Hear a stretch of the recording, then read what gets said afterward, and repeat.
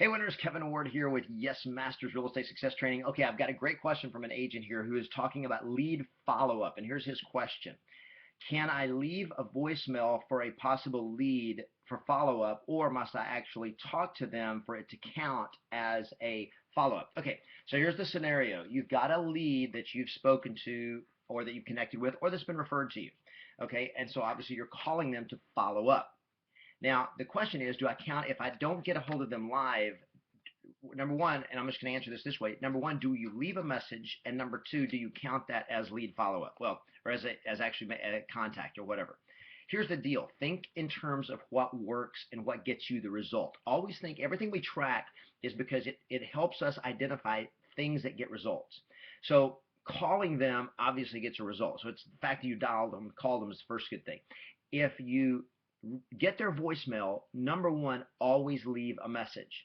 Okay, you want to leave a message. Why? Because you're following up on something, which means there's probably some expectation from them that you're going to be calling them. If it's somebody that a lead that was referred to you by somebody else, then they are probably expecting your call, or you told them you would follow up. So when you leave a voicemail, you're letting them know that you're being responsible, that you are taking action, that you are taking the initiative to do what you committed to do, or that what you're supposed to do. Now, so that's step number one, that yes, you leave a message, and that communicates to them that you're responsible. Now, do you consider that a contact or communication with them? The answer is absolutely not, because you can never get a decision from an answering machine. Okay, so think about this. What is the purpose of following up on a lead? Well, the purpose of following up on the lead is always to convert that lead into an appointment. That's the purpose. Now, if that's not going to happen, then that's cool. Whatever needs to happen should happen. But your goal always with lead follow-up is to convert it to an appointment. So if I call them, I get their voicemail, I don't talk to somebody, I leave them a message for credibility, but I don't consider my job's done. I don't say, well, I left them a message. That's your job, is to make the connection, and inspire the hire, to convert them to an appointment if there's motivation to actually do something. So yes, you're going to have to follow up again.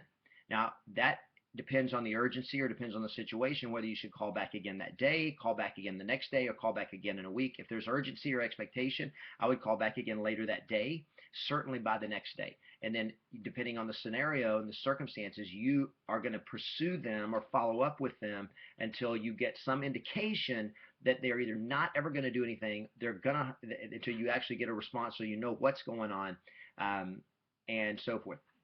Here's the thing. Lead follow-up is about following through. It's about persistence. It's about not being annoying or abrasive, but it is about being assertive and taking initiative to make things happen. You want that to be communicated to a strong lead, because they want an agent that's a go-getter. They want an agent that takes charge, that takes initiative, that's not annoying or disrespectful or anything like that, but that is consistent, persistent, and positive. So take the action, call them back whenever the next appropriate time is, later that day, later today or tomorrow, but make sure that you're always the one in control, and you're not deferring to them saying, well, I left them a message, if they want me, they'll call me. Because that passive approach, people tend to not take action, and achievers are the ones that take initiative, take control, take ownership, take action, and win. So do that.